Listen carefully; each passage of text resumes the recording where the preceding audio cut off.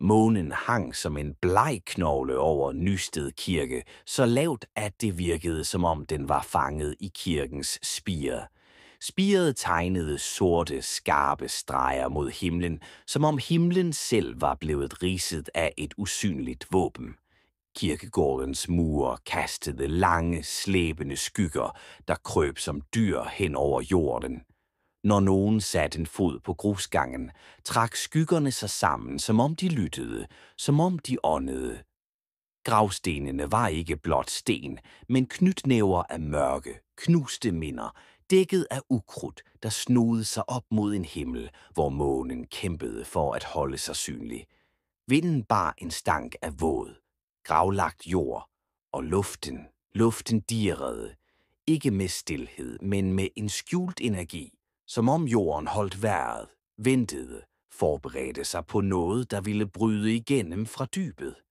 Enhver, der stod der, ville mærke nakkehårene rejse sig, som om en usynlig hånd strejfede huden.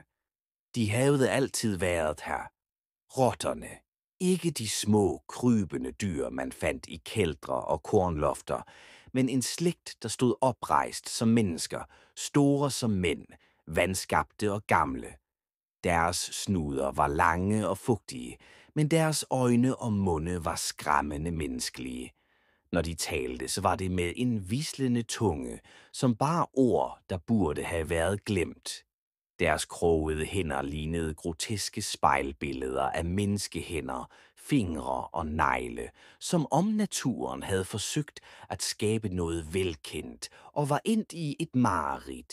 De boede under gravstenene, i rødderne på de ældste træer, i jordens revner, men deres tid var ved at rinde ud. Kun de stærkeste og ældste levede endnu, og selv de var mærket af forfald. De var en indsprukket arv fra en tid, hvor de havde været magtfulde. Deres eneste håb lå i en hemmelighed, som havde overlevet i skyggerne, amuletten. Ikke blot et smykke, men en nøgle smedet i ond tro, begravet af en munk, der havde forsøgt at skjule en forbandelse. Ved foden af den gamle hængeask sad Gnavrik. Han var en vandskabt konge blandt de sidste. En krop stor som en bjørn, dækket af fedtet pels, muskler hårde som sten. Hans ansigt var et forvredet ar, som om nogen havde revet ham itu og syet ham skævt sammen igen. Hans tænder var flossede, spidse, en skov af knogleskarpe rester. Øjnene glødede rødt, ikke med lys, men med et dybt indre had, en glød, der truede med at brænde alt, den så på. Han havde kun ét mål, at finde amuletten, at bruge den, at bringe sin slægt tilbage fra glemslen. I skyggerne bag præstegården lå Bramul.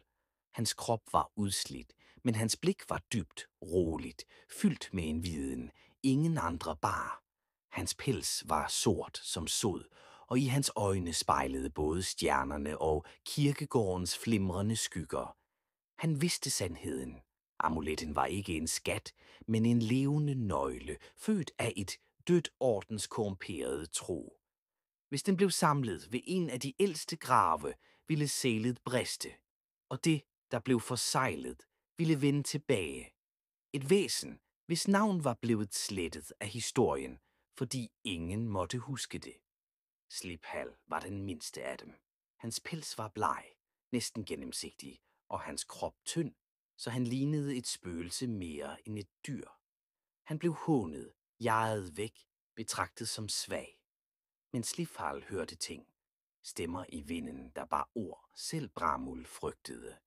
Han så tegn i barken på de ældste træer, symboler, der glødede svagt, når månen stod lavt. Og når han stod ved blodbøgen, den trætte kæmpe, hvis rødder snodede sig som blodårer i jorden, følte han kaldet. Han forstod, at han var knyttet til amuletten på en måde, de andre ikke kunne ane. En nat, hvor vinden peb som en ensom klagesang mellem gravstenene, stod Sliphal ved hængeasken. Pludselig ændrede vinden sig. Stilheden faldt, men det var en stilhed så tung, at den lød som et skrig. Fra mørket rejste Gnavrik sig. Han ragede op, en massiv skikkelse, øjne som glående kul. Han viste sine tænder i et grin, der ikke var menneskeligt. Vis mig amuletten, knurrede han, og hans stemme var dyb, knasende, som grus, der blev knust. Den tilhører mig. Sliphal svarede ikke. Hans hjerte hamrede, hans ben rystede, men han flygtede ikke. Han vendte sig mod kirken. Han vidste pludselig, at han ikke havde et valg. Han var en brik i et spil, der var begyndt længe før hans fødsel. Og spillet ville ikke ende uden blod. Ved en grav stod Bramult. Han havde ridset et tegn i jorden, et sidste forsøg på at holde mørket tilbage. Jorden skælvede, gravstenen gled til side, og en isnende glød strømmede op. Nede i mørket lå amuletten. Den var skabt af knogler og metal, kold, uhyggelig, og den trak blikket til sig som en afgrund. Sliphal frøs. Han vidste, at den aldrig burde have set dagens lys. Bramul kastede en tung sten over graven. Ikke i nat, hviskede han hest. Den skal forblive skjult. Hvis Gnavrik tager den, er vi fortabt. Men vinden skreg, og ved hængeasken glødede 2 øjne. Gnavrik havde set det hele, og intet i denne verden ville kunne få ham til at opgive jagten.